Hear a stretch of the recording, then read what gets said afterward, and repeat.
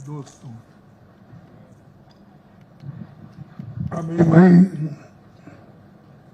कुछ बातें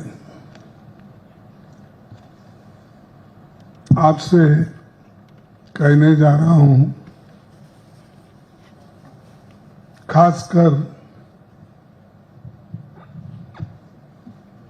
प्रधानमंत्री जी ने एक नया सरकार के ओर से सर्कुलर निकाला है और उस सर्कुलर में उन्होंने ये कहा है कि इमरजेंसी के क्या है?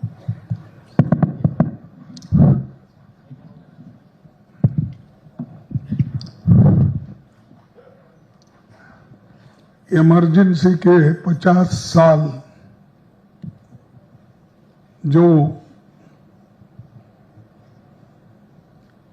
कंप्लीट हुए, तो उसके बारे में उन्होंने ये कहा कि देश के संविधान को और लोकतंत्र को खत्म किया था, उसको हमने फिर बहाल करके इमरजेंसी को हमने खत्म किया और उसके बारे में वो चाहते हैं कि सारे स्टेट में वो बनाया जाए और ये जो संविधान का खातिला हुआ है, इसका उन्होंने हर स्टेट में ये प्रचार करने के लिए आज वो हर जगह अपने जो एक लेटर लिखकर, यानी सरकार ने लेटर लिखी और उसमें बहुत कुछ बातें कही है, आप सबको मालूम है, फिर मैं वो दोहराता नहीं। लेकिन मैं इतना ही कहूंगा, जो लोग संविधान बचाव की बात अब कर रहे हैं, इमरजेंसी 50 साल होने के बाद इमरजेंसी का फिर से वो बार बार दोहरा रहे हैं, जो चीज को सभी ने भूल दिया था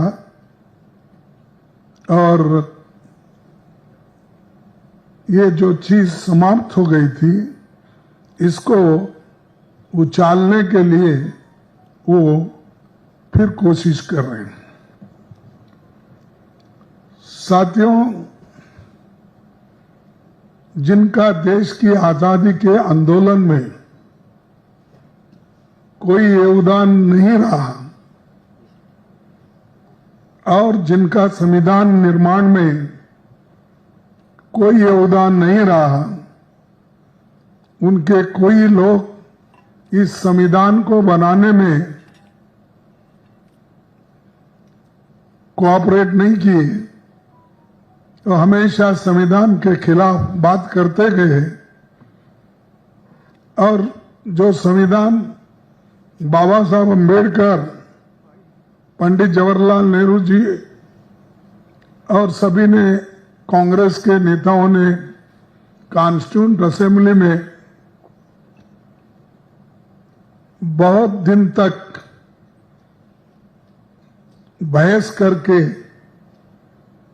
एक संविधान तैयार किया था, उस संविधान को भी उन्होंने रामलीला मैदान में जलाया। और उन्होंने जहां तक कि नहीं बाबा साहब अंबेडकर का पुतला, नेहरू जी का और गांधी जी का फोटो उन्होंने जलाई और वो ये चाहते थे कि जो संविधान बाबा साहब अंबेडकर इन्होंने बनाया है उसमें हमारा पारंपरिक जो संस्कृति है उसके अंश इसमें कुछ भी नहीं है, चाहे वो अपने मनुस्मृति के तत्व हो या वो जो खास करके बीजेपी विश्वास रखती है उन तत्वों का उसमें उल्लेख नहीं है, इसीलिए इस संविधान को हम नहीं मानेंगे। ये कहने वाले लोग आज उनको बुद्धि भगवान ने दी, ये कहूं क्या जनता ने दी, ये कहूं मारा, अब उनको बुद्धि आ गई जब हमारे 1 साल से चल रहा है संविधान बचाओ यात्रा, उससे बीजेपी घबरा गई। घबराने के बाद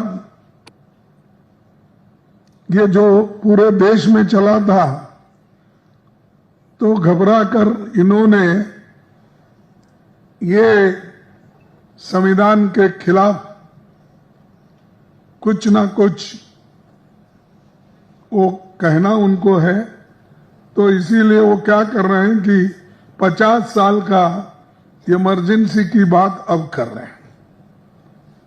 मैं कौन क्या कहा ये नहीं बोलना चाहता हूं, मैं सिर्फ इतना ही बोलना चाहता हूं, जो लोग अपने गवर्नेंस में नाकामयाब रहे, कुछ नहीं कर सके और उनकी विफलता इतनी है कि लोग आज इन्फ्लेशन के लिए पूछ रहे हैं कि भाई इतनी महंगाई बढ़ रही क्यों, उसका सवाल का उनके पास जवाब नहीं है। बेरोजगारी का नहीं है, भ्रष्टाचार का नहीं है, आर्थिक बदहाली जो हो गई, नोटबंदी जो हो गई, बाहर का काला धन लाने की जो बात हो गई, वो सब कहां है? और इनके जो फेल्यूअर्स है, झूठ जो बातें इन्होंने बार बार करते आए हैं, तो उस झूठ को छुपाने के लिए, अपने बातों को छुपाने के लिए वे आज ये नाटक रचे हैं। और उसी के साथ ये लोग गरीबों की भलाई और संविधान के साथ चलने वाले, संविधान की रक्षा करने वाले, मैं ये पूछना चाहता हूं, आप एक तरफ गरीब को गरीब बना रहे हैं, अमीर को और अमीर बना रहे हैं, और गरीब और अमीर के बीच में इतनी खाई हो गई है, इतना गैप हो गया है कि उसको आप कभी भी मिटा नहीं सकते या नजदीक नहीं ला सकते।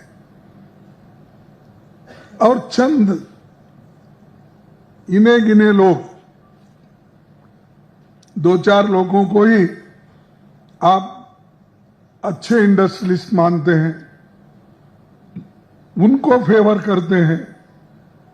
अरे हिंदुस्तान में तो इतने इंडस्ट्रियलिस्ट है, स्मॉल स्केल इंडस्ट्रीज है, बिग इंडस्ट्रीज है और पब्लिक सेक्टर्स हैं, उनको छोड़ के आप सिर्फ 1-2 लोगों के साथ दोस्ती करके अपने दोस्तों को पूरा देश का धन, कार्यक्रम, पब्लिक सेक्टर्स आप बेच रहे हो, दे रहे हो, ये कौन सी बात होगी? अरे इमरजेंसी तो अब आपने लाई है, ये अनडिक्लेयर्ड इमरजेंसी है। वो इमरजेंसी तो चले गई जो संविधान में बदलाव भी हो गया, और जब संविधान में बदलाव हो गया, जिसके लिए हम भी, इंदिरा गांधी जी ने खुद उस अमेंडमेंट को मोरारजी का साथ दिया और वो बदल गया। अब नहीं है वो, फिर भी हर चीज को आप बोलने का एक रवैया है उनका कि उनकी जो बातें हैं, जो फेल्यूअर्स है, उसको छुपाने के लिए अपनी कमजोरी लोगों को नहीं बताना, इस हिसाब से वो ये उठाते रहते हैं।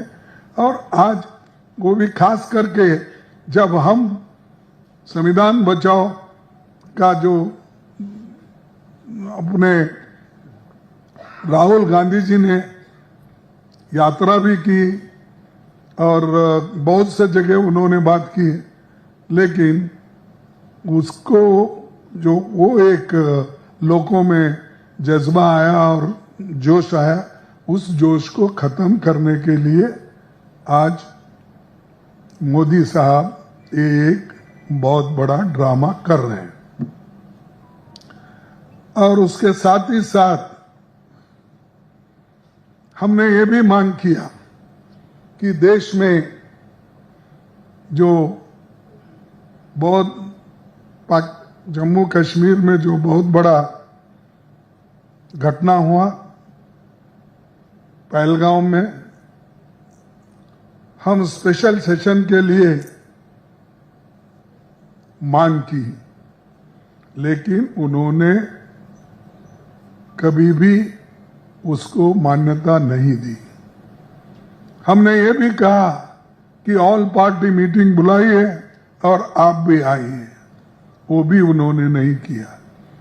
मीटिंग तुम कर लो, मैं बिहार में उधर छोटे मोटे राष्ट्र में जाकर उनकी तकलीफात सुनूंगा, कहकर आपने इलेक्शन प्रचार शुरू किए बिहार में, और यहां वो एब्सेंट रहे, एक बार नहीं 2 बार।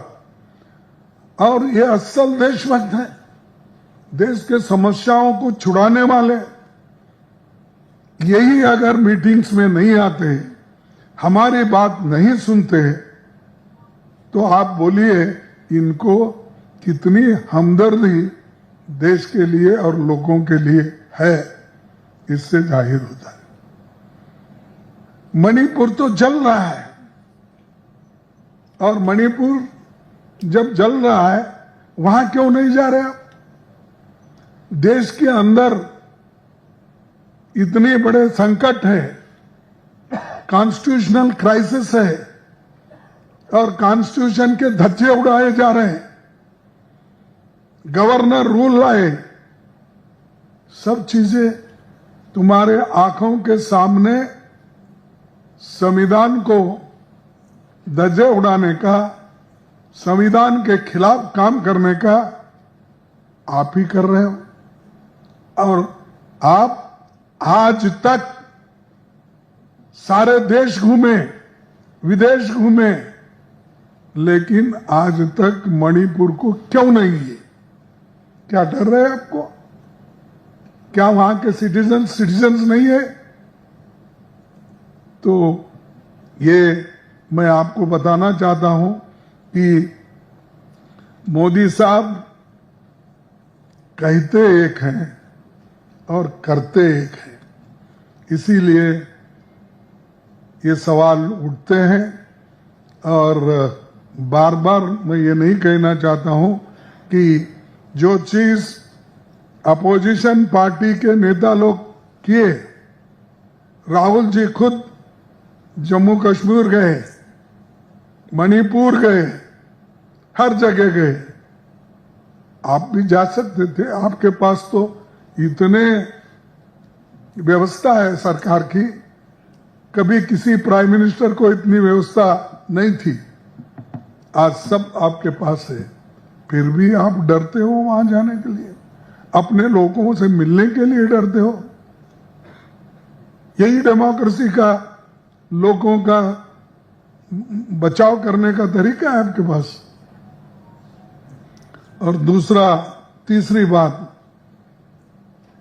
आज अगर संकट में है, ये जो संविधान है, ये जो संकट में है, आपके वजह से है, किसी और के वजह से नहीं।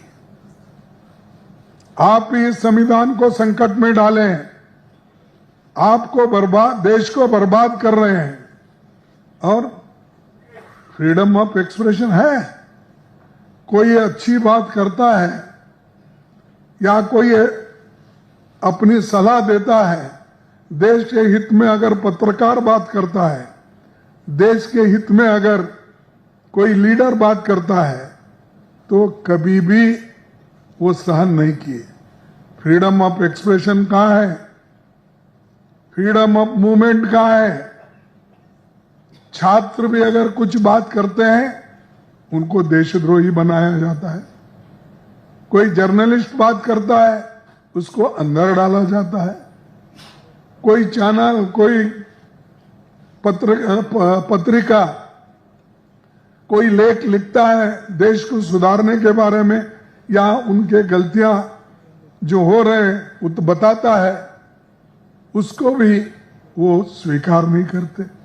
अरे जिस गवर्नमेंट में टॉलरेंस नहीं है और फ्रेटर्निटी नहीं है और किसी को लिबर्टी नहीं है बोलने का, तो ऐसे लोगों को, ऐसे लोग हमको बुद्धि देने का, सिखाने का काम नहीं करना चाहिए।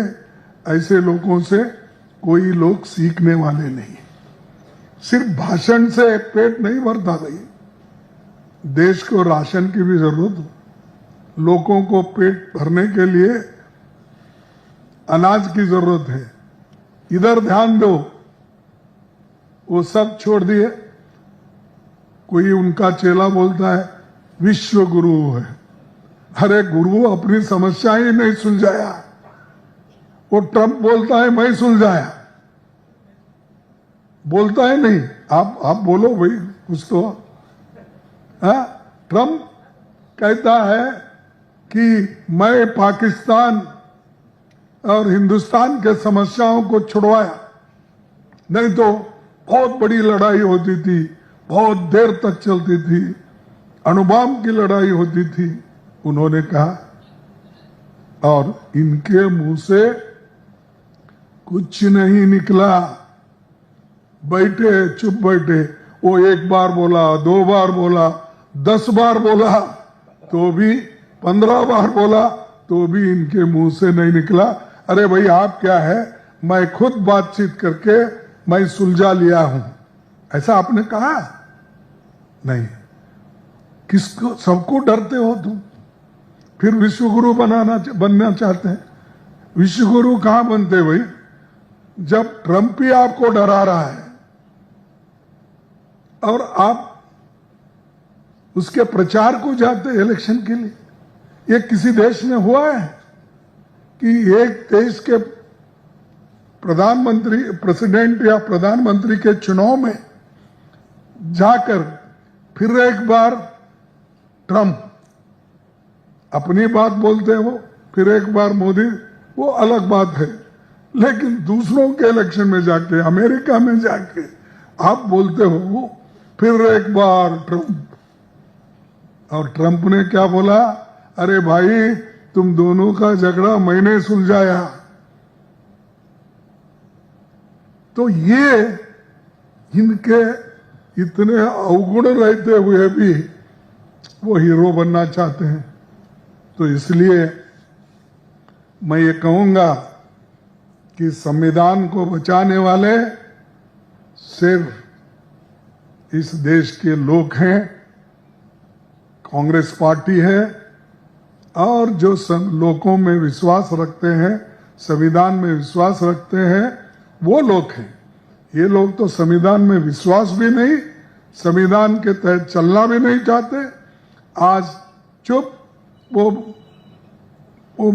संविधान को जब जीत के आने के बाद वहां पर जाकर माथा टेका, वो एक ही काम उनका हुआ। उसके बाद कभी संविधान की बात और संविधान के तहत काम करने का काम उन्होंने नहीं किया। और कईयों पहले के जितने भी प्राइम मिनिस्टर्स हुए, उन्होंने अपनी बात पत्रकारों के सामने रखते थे और बोलते थे, प्रश्न उत्तर भी चलता था। लेकिन ये महाशय सेलेक्टेड लोगों को अंदर बुला के सेलेक्टेड क्वेश्चंस पहले ही देके और एक एक आदमी को बुला के तुम यही बोलते जाओ, मैं यही कहूंगा। ये इनका डेमोक्रेसी में ट्रांसपेरेंसी है कहने का। तो ये मैं कहना चाहता हूं, अरे भाई देश के लिए मुंह तो खोलो और सही सही क्या हुआ बताओ और क्या बातचीत चल रही बताइए। वो सब चीजें वो छोड़ दिए। न्यायपालिका पर दबाव है, दलितों को इतना कमजोर किया गया, उनके बच्चों को स्कॉलरशिप नहीं मिल रहा टाइम पे। अरे एक तो संविधान जिसने बनाया बाबा साहब अम्बेडकर ने, वो कहते हैं कि एजुकेट, ऑर्गेनाइज एंड एजिटेट, 3 बात करते हैं। तो इसीलिए मैं एक चाहता हूं, एजुकेशन पे ध्यान दो, हेल्थ इश्यूज पे ध्यान दो। लोगों को, बच्चों को प्रोटीन नहीं है, उनके खाने के लिए अच्छे खाने का व्यवस्था करो। ये सब छोड़ के भाइयों और बहनों हर जगह बोलते जा रहे हो। और अब इलेक्शन है, इलेक्शन अभी आगे है, लेकिन इनकी तैयारी बिहार में उधर इधर कम से कम अब 4 महीने से शुरू हो गया। तो ये अपने देश के लिए ये काम करते हैं ऐसा, और ऊपर से बोलते हैं हम पैट्रियट है, हम जो भी बताएंगे वो हम देशद्रोही, और वो जो बताते हैं देश प्रेमी। अरे भाई देश प्रेम अगर रहता तुम्हारे पास, जाओ। बहुत से जगह लोग मर रहे हैं, जल रहा है मणिपुर, उधर जाइए, लेकिन उधर जाना नहीं चाहते और दूसरी तरफ में अपने चुनाव की तैयारी करते फिर रहे हैं। ये इलेक्शन मैं जीत रहा हूं बोल रहे। राहुल गांधी जी ने तो ये पूरे आंकड़ों के साथ कहा, और दूसरे लोग भी आंकड़ों के साथ बोल रहे हैं, फिर भी उस बात को इलेक्शन कमीशन मानने के लिए तैयार नहीं। वो इलेक्शन कमीशन एक कठपुतली हो गई। जो वो कैसा वो रहते हमारे तरफ, ये केरला और कर्नाटक में ये धागे का एक बनाकर पुतली ऐसा फिराते, उसमें लड़ाते, राम रावण वो ये सब बना के ये करते हैं, वो कठपुतली है। उस कठपुतली को तुमने पकड़ लिया है और मैं इलेक्शन जीत रहा हूं। ठीक है भाई, तुम इलेक्शन तुम नहीं जीत रहे हो, तुम्हारा मशीन जीत रहा है। तुम्हारा जहां छोड़ना तुमको मालूम है वहां छोड़ देते हो, जहां पकड़ना वहां पकड़ लेते हो। और हमको ही बोलते हैं तुम वहां जीते केरला में, क्या हुआ? अरे आप लोग, आपको मालूम है जो इलेक्शन हमने महाराष्ट्र में 5 महीने पहले जीता, उसी का क्षेत्र में अगर सब मिलके 70-75 लाख का डिफरेंस होता है, यह अजब की बात है। अब आप देखिए 5 साल में जब वोटर लिस्ट बढ़ती है तो 2%, 3% बढ़ते हैं votes, not more than that. ये 5 महीने में 8%, 9%, 8% कैसा बढ़ते हैं? मैं तो नहीं देखा। मैं तो 13 इलेक्शन लड़ा हूं और 13 इलेक्शन लड़वाया हूं। कई बाई इलेक्शंस मेरे पास स्टीफन साहब आए, गुलबर्गे से कंटेस्ट करे, क्योंकि वो जब यहां वाजपेयी साहब से हारे 2000 वोटों से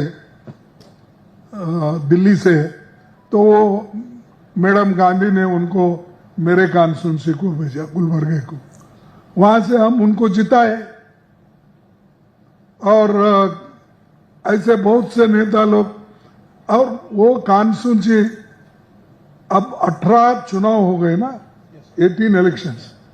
18 इलेक्शन में मैं एक ही उदाहरण देता हूं कि 18 इलेक्शन में सिर्फ 2 बार वो गुलबर्गा हारा है। लेकिन एक बार ऐसा है कि सभी असेंबली सेगमेंट में 20,000, 20,000, 20,000, 20,000 कैसे आता है? ठीक है, वो छोड़ देता हूं मैं। अब इसकी बात कर रहा हूं मैं, इसीलिए ज्यादा वो बातों के लिए मैं नहीं जाता। तो हमने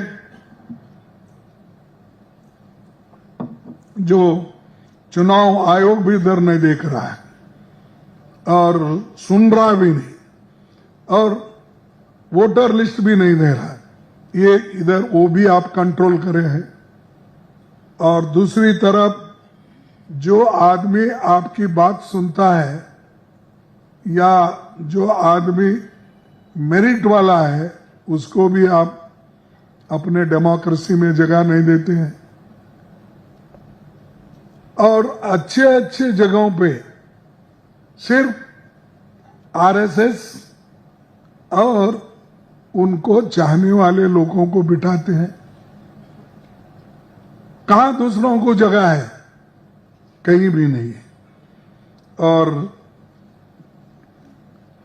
5वीं बात, ये कहते हैं हम कि ये फेडरल स्ट्रक्चर गवर्नमेंट है और हम फेडरल स्ट्रक्चर गवर्नमेंट की मान्यता देते हैं, मर्यादा करते हैं, कहते हैं। लेकिन यहां डेमोक्रेसी ऐसी है, ये बीजेपी रूल्ड स्टेट को एक नजरिए से देखने का डेमोक्रेसी, और अपोजिशन रूल करने के स्टेट को एक नजरिए से देखना, दूसरे नजरिए से देखना, वो एक इनकी डेमोक्रेसी की है। जब स्कीम आते हैं अपने लोगों को बांटते हैं, नजरअंदाज करते हैं अपोजिशन को। जो पैसे उनको ग्रांट मिलना है बजट से, उस ग्रांट को लेने के लिए इनके पास 10 बार आना, मनरेगा जैसे स्कीम के पैसे लेने को इनके पास आना, और फूड सिक्योरिटी जैसे अमाउंट को भी यहां पर आकर लेने के लिए इनके पास फिरना। अरे चाहे विश्वविद्यालय हो, चाहे एजुकेशन के ग्रांट हो, सब इन्होंने जो समय पर भेजना, कभी उन्होंने जो अपोजिशन पार्टी के गवर्नमेंट है वहां पर नहीं भेजते। तो ये पीएम साहब का डेमोक्रेसी है, इसीलिए मैं ये कहना पड़ रहा है। तो मैं इससे ज्यादा नहीं कहूंगा। और पाप बेचारे बोला, क्षमा चाहता हूं कि राज्यपालों की हालत तो ऐसी कर दी है कि जब उठो ये काम करो, करना चाहिए, नहीं करे उसको भी ट्रांसफर हो जाएगा। एक स्टेट से दूसरे स्टेट चले जाएगा। और राज्यपाल जी, मैं कभी नहीं देखा, मेरे को भी 54 साल का अनुभव है और पॉलिटिकल पार्टी में काम करने का मेरे को अब कम से कम 57 ईयर से अनुभव है। मैं किसी गवर्नर को बिल रोकने का नहीं देखा। मेरे पास तो हमारे गवर्नर में उमाशंकर दीक्षित जी थे, मैं जब एजुकेशन मिनिस्टर था, सीनियर मोस्ट जो होम मिनिस्टर थे उस वक्त कर्नाटक के वो गवर्नर थे। और उसके बाद में बहुत से पहला हमारे जो शिशु ये अपना राजस्थान के सुकाडिया थे, मोहनलाल सुकाडिया 72 में। तो ऐसे लोग कभी, ऐसे बहुत से नाम ले सकता हूं, ऐसे कभी भी कोई बिल रोककर सताया नहीं। अब इन्हों जो भी अच्छा बिल जाता है लोगों के हित में, उसको वो हमेशा विथेल्ड करते हैं या वापस भेजते हैं।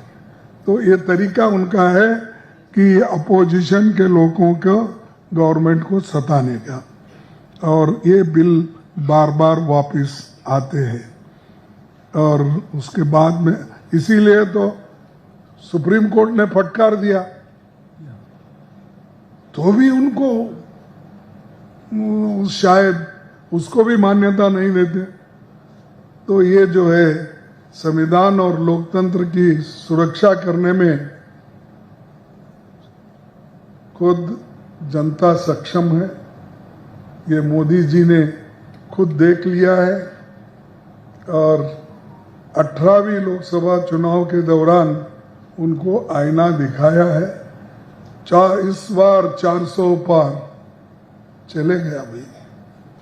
अब मैं तो पहले से बोलता हूं आपको, 2 पैर दूसरों को लगा चल रहे हैं, दौड़ रहे की कोशिश करते, लेकिन 2 नकली पैर लगा लेने से दौड़ता नहीं आदमी, बड़ा मुश्किल होता है, वो तो कर नहीं सकते आप, इसीलिए हमको सता रहे। और आखिरी बात, हम देश की सुरक्षा के लिए, देश की एकता के लिए और देश को मजबूत रखने के लिए हम सभी एक होकर सरकार का साथ दी। कोई चींगू नहीं बोला, क्योंकि देश का मामला है। लेकिन आप क्या कर रहे हैं, इसका फायदा उठाकर चुनाव में जाते, वहां पर हमारे खिलाफ बहुत करते हैं। ये जो रवैया है, ये इससे देश को बर्बाद करने का आपका तरीका है। जो लोग आपके साथ हैं, देश के साथ हैं, हमारे आर्मी के साथ हैं, और आर्मी के साथ रहने के वजह से उनको भी एक ताकत मिलती है। भी सब डेमोक्रेसी में सभी पार्टी के लोग मिलके हमको सपोर्ट कर रहे हैं, तो वो तो कर रहे हैं, लेकिन उनको हिम्मत देने के बजाय ये अपनी ही बात करते हैं और वो अपनी छवि कैसा बनाना इधर ज़्यादा देखते हैं। तो इसीलिए मैं और कुछ नहीं, इस बात नहीं करना चाहता। बहुत से बातें मैं आपके सामने रखा, इसलिए आप सभी को धन्यवाद। ध्यान से सुने और इससे आपको और एक बार मैं धन्यवाद देता हूँ। धन्यवाद खड़गे साहब। प्रेस वार्ता को आगे बढ़ाते हुए कुछ सवाल और उसके बाद महासचिव संगठन एक वक्तव्य रखेंगे और उसके बाद एक लंच का भी आयोजन किया गया। तो पहला सवाल एएनआई, माइक दीजिए। लंच हमारे को भी है जी सर, आप चीफ गेस्ट हैं सर। क्योंकि हमारे घर में कोई नहीं है, इसलिए पूछ रहा है। Excuse me. Pawanji this side. I'll ask from PTI. खड़गे जी इधर on your right. हाँ बोलिए सर। खड़गे जी आपने कहा कि गवर्नमेंट इमरजेंसी को लेके बीजेपी टाउट कर रही है और आपके खिलाफ अभी तक चल रही है। 50 साल पहले जो बात हुई थी और आज की डेट में अघोषित इमरजेंसी चल रही है, आपने ये कहा। लेकिन गवर्नमेंट अब इसको और आगे ले जाना चाहती है कि अगले 1 साल तक इमरजेंसी के को लोगों को मतलब ग्राउंड तक ले जाने के लिए कि कांग्रेस ने क्या किया, 50 साल पहले क्या हुआ, तो आप उसको काउंटर करने के लिए कोई ऐसा मेयर चलाएंगे या नहीं चलाएंगे? आपने कहा कि एक संविधान बचाओ रैलीज तो चल ही रही हैं, बट इसके अलावा देखिए, हमने जो संविधान बचाने की बात हम खुद किए, जय बापू, जय संविधान, जय भीम, ये नारा लगा के जब हमने रास्ते पे उतरे, घबरा कर उसके काउंटर में वो उतरे, फिर मैं क्या काउंटर करूं उसको?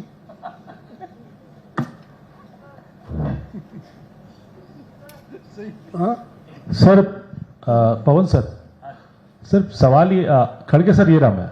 हाँ सर सवाल ये है, यहां से उधर गए ना सब। नहीं सर वो उधर से संजीव सर थे। मैं इसीलिए देखिए, उनको ये समझना चाहिए कि इमरजेंसी की बात करते करते आप उनको कटघरे में ठहरा किया, लेकिन उन्होंने उसको स्वीकार करके वो कहा ये हमसे गलती हो गई, माफी चाहते हैं। और उसके बाद उन्होंने जो इमरजेंसी क्लॉज था, उस इमरजेंसी क्लॉज आर्टिकल 44 कुछ था ना, 352(1), उसको निकालने का प्रोविजन जब आया, तब इंदिरा गांधी जी ने वो गवर्नमेंट को सपोर्ट करके कहा कि ठीक है, जो गलती है वो गलती हो गई, लेकिन हम वो निकालने के लिए भी वोट करते हैं। उन्होंने वोट किया। फिर उसके बाद चुनाव हुआ। चुनाव होने के बाद इतने भारी बहुमत से इंदिरा गांधी जी चुन के आए कि 2/3 मेजॉरिटी को हार्डली मैं समझ 7 या 8 सीट जो गलती हो गई वो महसूस होने के बाद फिर वो बात को नहीं छेड़ना चाहिए। तो इसीलिए नियरली 2/3 मेजॉरिटी तक हमने जीता। मैं उसका जीता जागता सबूत हूं। अगर मैं अभी नहीं मरा, मैं इमरजेंसी में भी था, इलेक्शन में भी था, तो हमने जीता। तो इसीलिए आप बार बार वो प्रश्न उठा के आप जीत नहीं सकते। लोगों को मालूम हो गया क्या है क्या नहीं है। मोहित राज दुबे, माइक दीजिए मोहित जी को, फ्रंट रो में।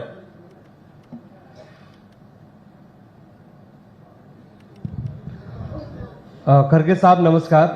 सामने आपके मेरा सवाल ये है कि देखिए, आपातकाल को लेके बीजेपी मुद्दा बनाती रही है। 50 सालों के दौरान ऐसा पहली बार हुआ है कि कांग्रेस का कोई अध्यक्ष आके प्रेस कॉन्फ्रेंस कर रहा हो। और आपातकाल पे तो आपने बात की ही की, जवाब दिया, लेकिन सवाल आपने चुनाव आयोग को लेकर उठाया और सीधे तौर पर एक बार फिर से निशाना आपने साधा कि चुनाव आयोग और जनता जो चाहती थी वो कैंडिडेट चुन के इसलिए नहीं आए कि उसमें कुछ गड़बड़ी है, सभी लोगों को मालूम है। और तीसरा आपने क्या पूछा, और एक